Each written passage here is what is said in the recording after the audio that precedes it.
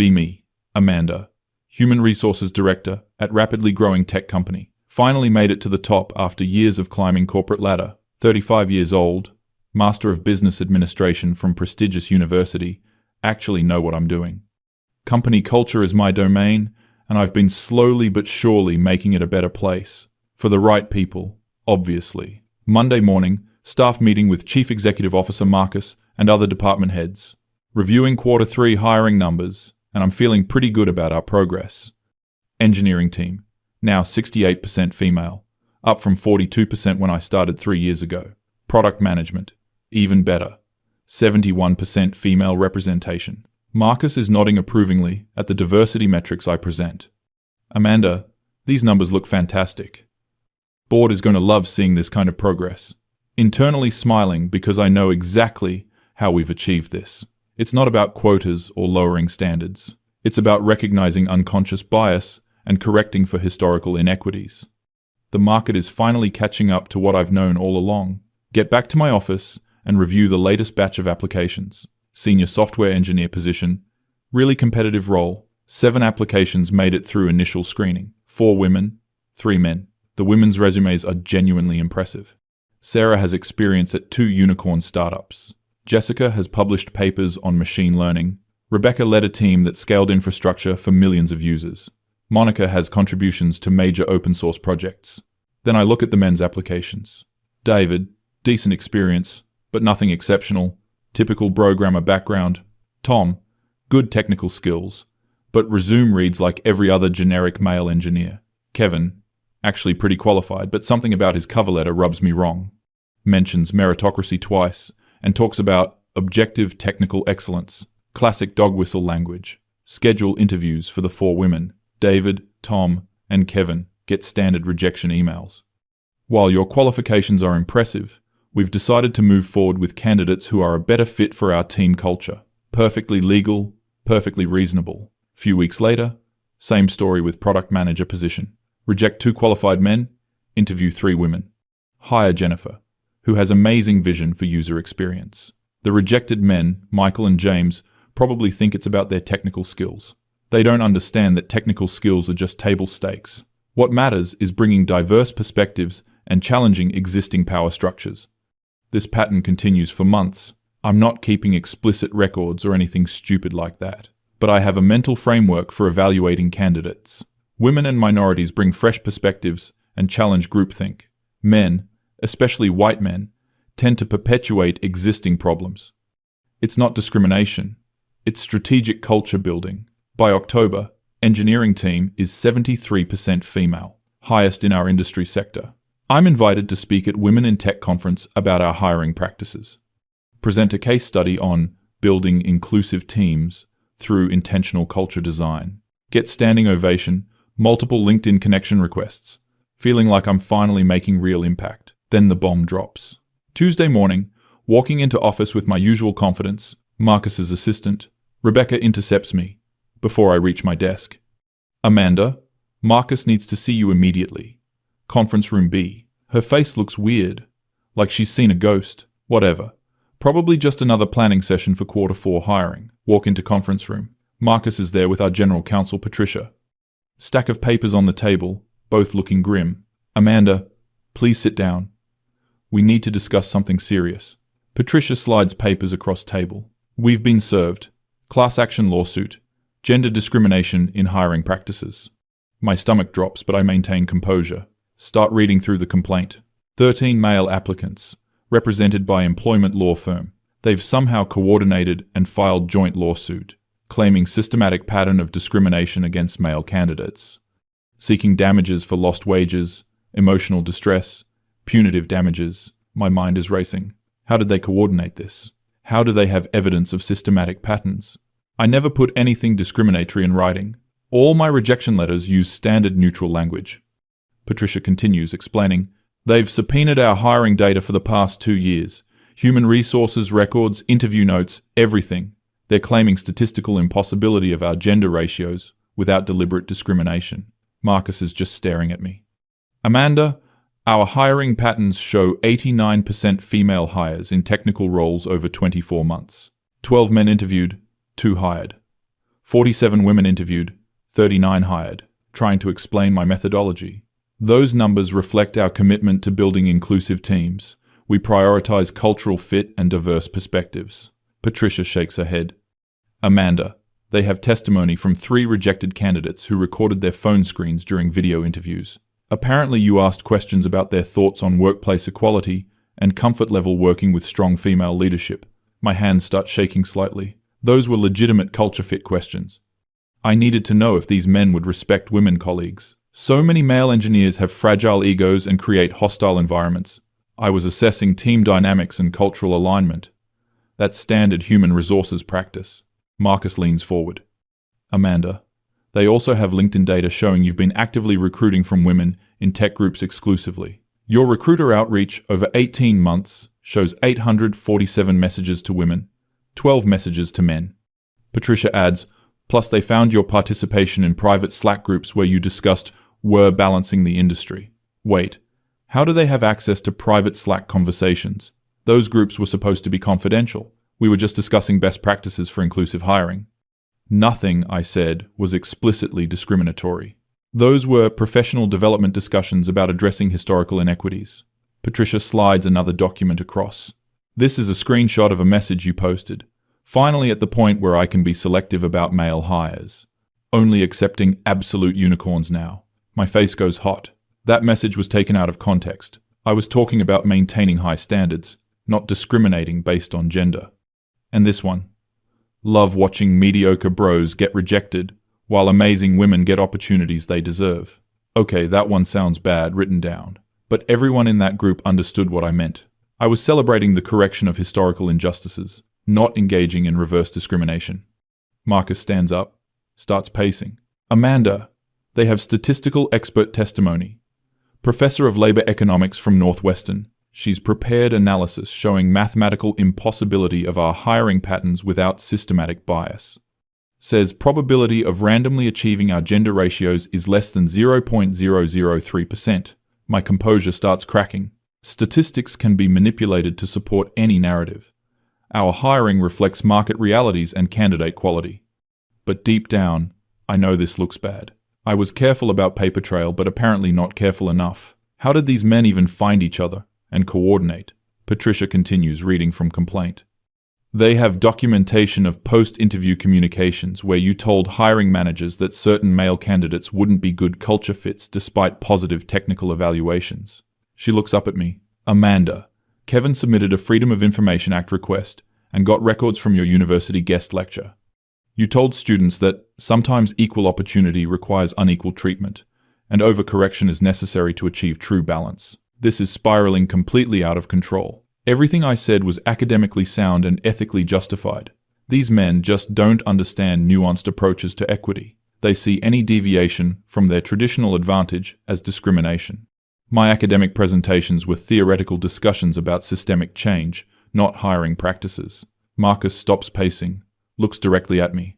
Amanda, they have testimony from 6 former employees. Women you hired who are willing to testify that you explicitly told them gender was a factor in their selection. My heart is racing. I might have mentioned to a few new hires that we were committed to improving representation.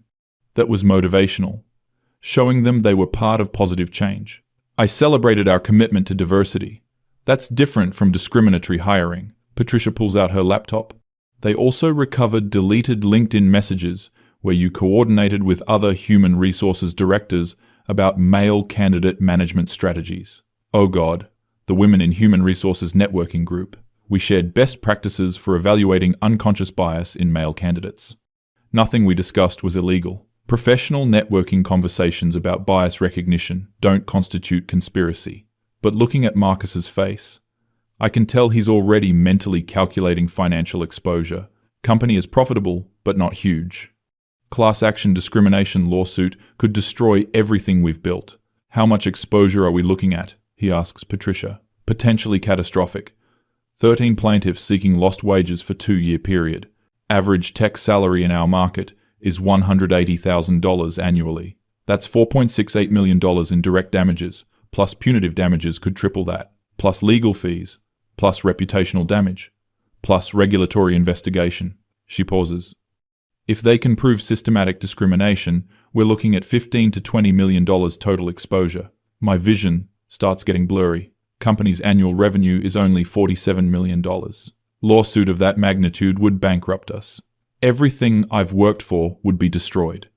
And worse, it would set back progress for women in tech industry generally. There has to be a defense strategy. I say desperately. Our hiring practices were designed to correct historical imbalances. Courts recognize the importance of diversity initiatives. Patricia shakes her head grimly. Amanda, diversity initiatives have to be legally compliant. You can't systematically exclude candidates based on gender, even to promote inclusion. Marcus sits back down, looking defeated. Amanda, I need to ask directly. Did you intentionally discriminate against male applicants? The room goes silent. This is the moment where I could deny everything, claim it was coincidence.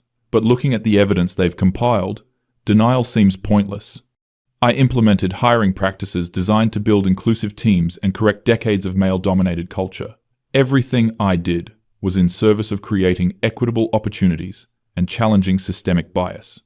If that's discrimination, then the entire concept of diversity and inclusion is discrimination. Patricia and Marcus exchange glances. I realize I've essentially just confessed, but I'm not backing down from principles I believe in. The tech industry has systematically excluded women for decades. My hiring practices were a necessary correction to historical injustices. Marcus rubs his temples. Amanda, regardless of your motivations, we're facing legal and financial catastrophe. Board meeting is tomorrow. I have to recommend immediate settlement negotiations. Patricia nods. Longer this drags out, worse it gets. Media attention, regulatory scrutiny, customer backlash. Suddenly feeling trapped and panicked. You're going to settle? You're going to validate their claims that supporting women in tech is discrimination? This lawsuit is exactly the kind of backlash that keeps women from achieving equality. My voice is getting louder, more emotional. These men couldn't handle losing opportunities to more qualified women, so they're weaponizing the legal system. Marcus looks exhausted. Amanda, this isn't about supporting women. This is about legal compliance and company survival. Our insurance company is already threatening to drop coverage. Our biggest client is asking questions. Patricia adds, plus the Department of Labor is opening investigation. This could trigger federal audit of all our employment practices. I can feel everything unraveling. Years of careful progress being destroyed by entitled men who can't accept changing industry dynamics. Standing up, voice shaking with rage. This is exactly why systematic change is necessary. The moment women gain any real power, men organize to tear it down. Amanda, please lower your voice, Marcus says. But I can't stop. Emotions are pouring out. You think I discriminated? I gave opportunities to people who were historically excluded. I challenged a system that automatically favored mediocre men over exceptional women. Patricia is taking notes, probably documentation for termination. These men filed this lawsuit because they can't compete when hiring is actually fair. They're used to automatic advantages, and they're calling equality discrimination. Marcus stands up. Amanda, you need to calm down. Getting emotional won't help our legal position. But I'm beyond rational discussion now. Calm down. You're about to destroy everything I've built because some fragile men can't handle losing to women. Slamming my hand on the conference table. I spent 3 years turning this company into a place where women could actually succeed, and you're going to throw that away to appease a lawsuit from men who were rejected fairly. Both Marcus and Patricia are staring at me, like I've lost my mind. Maybe I have. Everything I've worked for is collapsing, and they're acting like I'm the problem. You want to know about discrimination? Ask the women who spent decades being passed over for promotions. Ask about the hostile environments created by male-dominated teams. Voice getting higher, more desperate. I didn't discriminate against men. I finally gave women equal opportunities.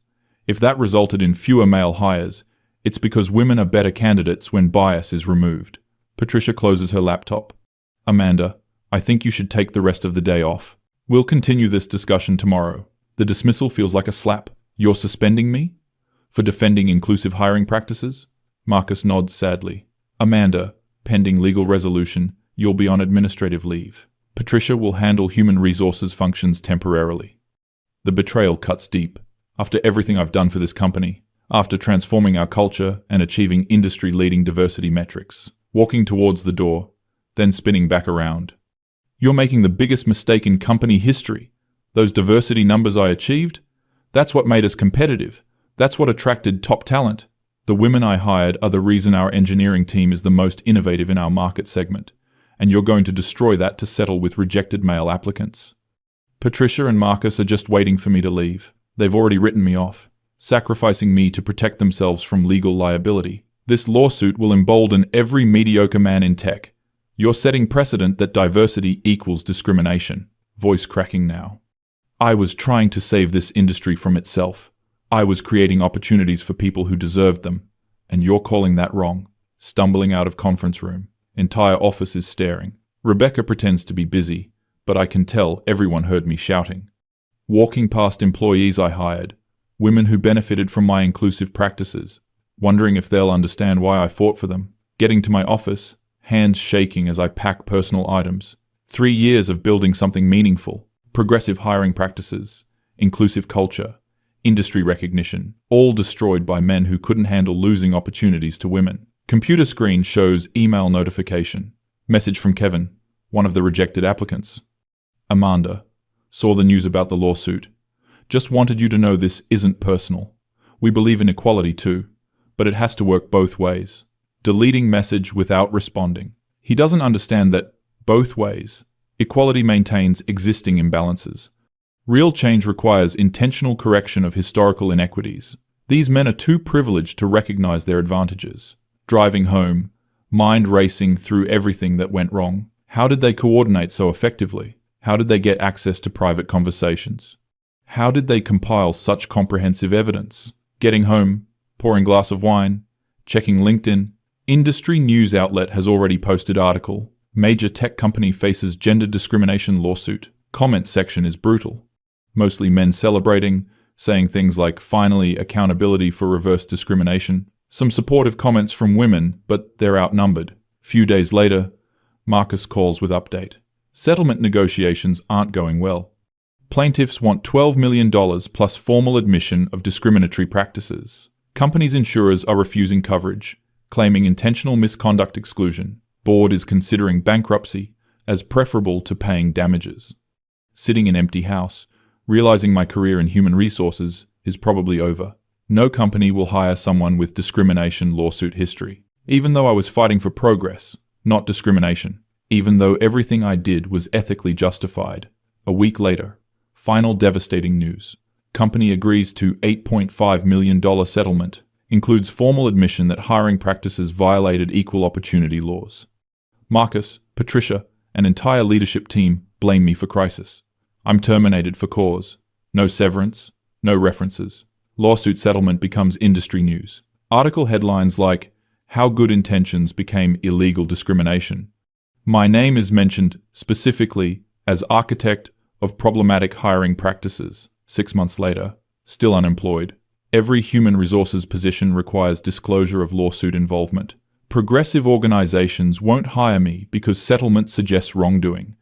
Traditional companies won't hire me because of discrimination allegations, stuck in professional limbo. But the worst part is watching industry reaction. Companies are scaling back diversity initiatives out of fear of similar lawsuits. Men are using this case to argue that any pro-woman hiring is discrimination. All the progress I fought for is being systematically reversed. Realizing those 13 men didn't just win their individual case. They created precedent that will set back women in tech for years. They turned my efforts to achieve equality into example of why diversity is dangerous. They outsmarted me completely, and I never saw it coming. Late at night, looking back through old emails and LinkedIn messages, seeing how carefully they must have planned everything. Kevin saved our phone interview recording. David documented every step of application process. Tom connected rejected applicants through professional networks. They built airtight case while I thought I was being strategic. The most humiliating part is realizing I underestimated them. Dismissed them as typical mediocre men who couldn't handle competition. But they were smart enough to coordinate, collect evidence, and execute legal strategy that destroyed everything I built. They saw patterns I thought were invisible and used my own methods against me. Now industry uses our case as training example. Human resources directors learn about Amanda's mistake in discrimination prevention seminars. My name has become synonymous with illegal hiring practices. The men won completely. They got financial compensation for rejection. They destroyed company that rejected them. They created legal precedent protecting male applicants. They ended career of person who discriminated against them. And they did it all while claiming to support equality. Sitting here 12 months later, still fighting depression, still trying to rebuild career and reputation, still believing my principles were right even if my methods were wrong, but having to admit that 13 rejected men outsmarted and outmaneuvered me completely. They saw the system I created, understood its weaknesses, and destroyed it systematically. Everything I thought I was building, carefully and strategically, they unraveled with legal precision and financial devastation, leaving me with nothing but regret and industry-wide notoriety.